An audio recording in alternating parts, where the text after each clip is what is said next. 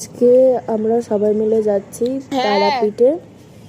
আমার দিদি, জামাইবাবু, মা, তারপরে আমার মাসির মেয়ে, তারপরে পুচকি, তারপরে জামাইবাবু, সবাই মিলে কালকে মানে শুক্রবার দিন হঠাৎ প্ল্যান করছে যে তারাপীঠ যাবে।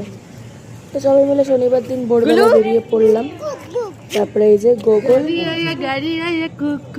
একটু নাচানাচি করে নিল। তারপরে আমাদের হাওড়া থেকে ট্রেন ছিল বনদেবতা এক্সপ্রেস।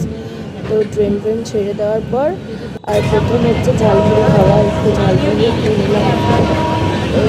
ঝালমুড়ি খেতে খেতে তারপরে আর চলে এলাম আমাদের প্রাকৃতিক সৌন্দর্য দেখতে দেখতে আমরা রামপুরহাট পৌঁছে গেলাম।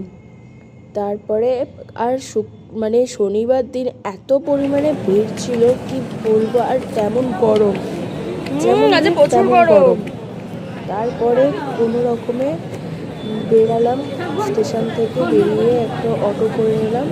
তারপর আমার গোগলকে সানগ্লাসটা আমি ধর্মতলা থেকে কিনে দিয়েছিলাম, ওটাকেও পরিয়ে দিয়েছি। তারপর চলে এসেছি আমরা তারাপীঠ, তারা মা শরণে।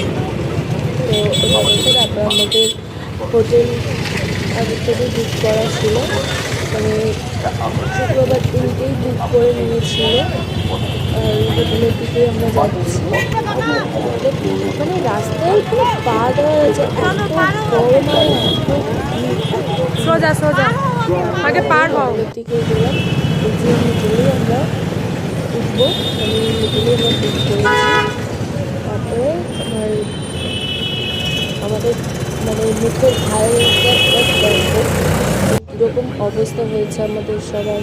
আমার দিদি এখানে সব কিছুই কমিউনিটি ফিল আপ করার পর আমাদের রুম দিয়ে দিয়েছিল। আর এই যে আজকে লম্বা লাইন, ট্রাফিক এত লাইন। তারপরে সব ফ্রেশ হয়ে আমরা চলে গেছি খেতে। টাটা। আজকে আমরা সবাই মিলে যাচ্ছি তারাপীঠে।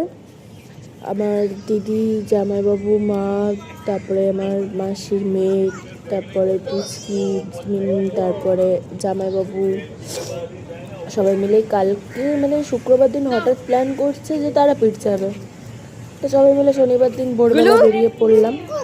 তারপরে এই যে গোগল একটু নাচানাচি করে নিল। তারপরে আমাদের হাওড়া থেকে ট্রেন ছিল বনদেবতা এক্সপ্রেস। তো ট্রেন ছেড়ে দেওয়ার পর আর প্রথম হচ্ছে ঝালমুড়ি খাওয়া, একটু ঝালমুড়ি খেয়ে নিলাম। ঝালমুড়ি খেতে খেতে তারপরে আর চলে এলাম আমাদের